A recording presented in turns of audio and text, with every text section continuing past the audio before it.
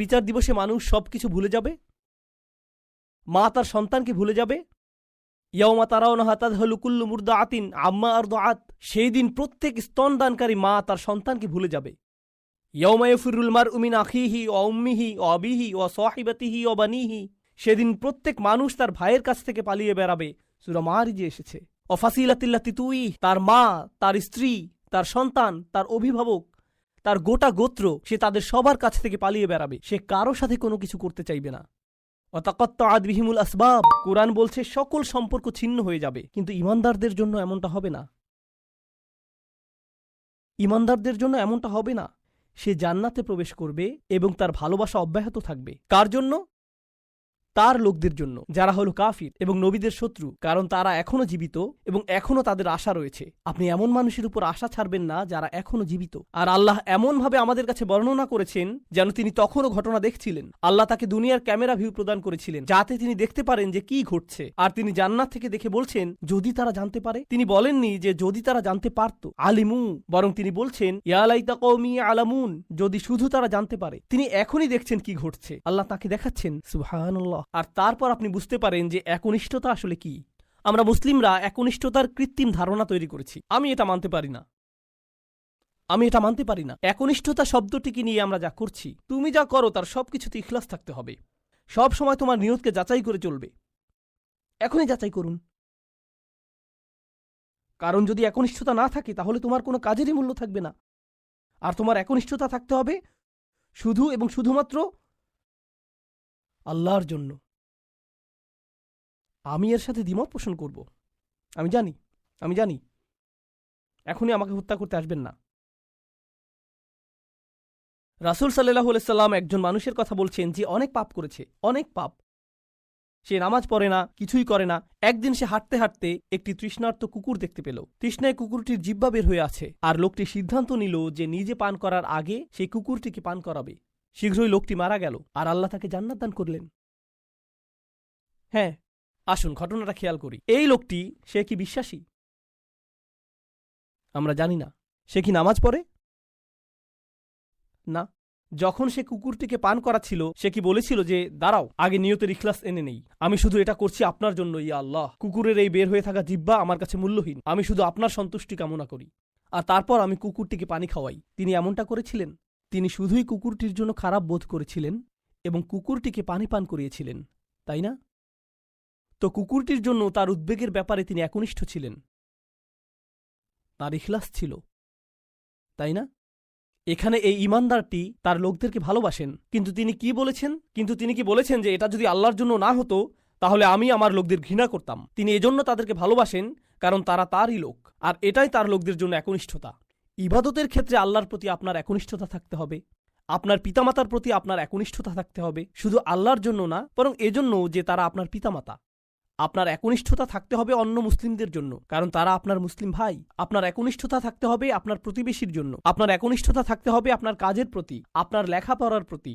আপনার একনিষ্ঠতা থাকতে হবে আপনার ব্যবসায়ের অংশীদারের প্রতি। এই সব কিছুই একনিষ্ঠতা।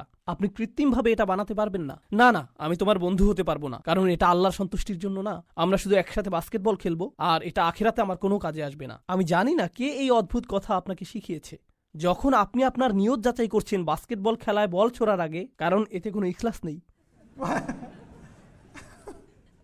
এটা এইভাবে কাজ করে না। আমাদের নিয়তের পরিচ্ছন্নতা থাকতে হবে, এটা নিশ্চিত। আমাদের নিয়তকে পুনরায় যাচাই করতে হবে, এটা নিশ্চিত। একনিষ্ঠতার গণ্ডি আল্লাহর প্রতি একনিষ্ঠতার চেয়েও অনেক বেশি। এই একনিষ্ঠতা তার সকল সৃষ্টির প্রতিও প্রযোজ্য। মানুষের প্রতি আপনার নিয়ত পরিচ্ছন্ন থাকতে হবে, কৃত্রিমভাবে নয়।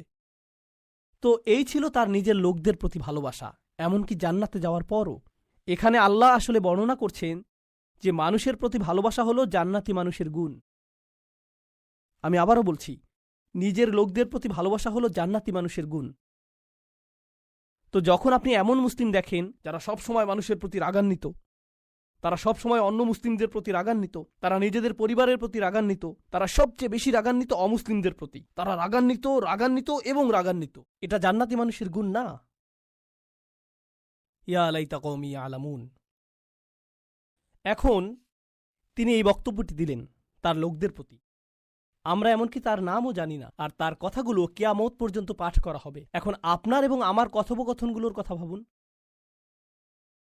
আমরা কথা বলি আইফোন নিয়ে, আমরা কথা বলি গাড়ি নিয়ে, আমরা কথা বলি খেলাধুলা নিয়ে। এই কথাগুলো কোথায় যাবে? এই কথাগুলো কি চিরদিন থেকে যাবে? না। এগুলো কি পৃথিবীতে কোনো কল্যাণ নিয়ে আসবে? না।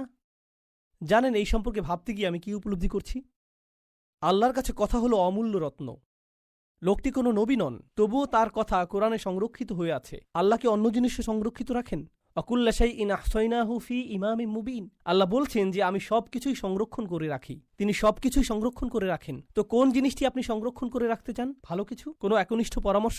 আপনাকে কি ব্যাপক জ্ঞানের অধিকারী হতে হবে ভালো কিছু বলার আগে? এই মানুষটির কি ভালো কথা বলার আগে অনেক অনেক ডিগ্রির প্রয়োজন হয়েছিল? বিষয়টি জটিল নয়, শুধু ভালো মানুষ হন। লক্ষ্য করুন কেমন চমৎকারভাবে কোরআন সন্নিবেশিত। যখন তিনি জান্নাতে গেলেন আর তিনি বললেন যদি আমার লোকেরা জানতে পারে, পরের আয়াতে তিনি বলছেন বিমা গফর আলী রব্বি ও জাআলানি মিনাল মুকরামিন, সেই ক্ষমা যা আমার প্রভু আমাকে প্রদান করেছেন আর আমাকে তাদের অন্তর্ভুক্ত করেছেন যাদেরকে সম্মানিত করা হয়েছে। তিনি জান্নাতের দুটি জিনিসের কথা বলছেন, ক্ষমা এবং সম্মান। সূরার শুরুতে এসেছে ফাবাশশিরহু বিমাগফিরাতিন ওয়া আজরিন কারীম।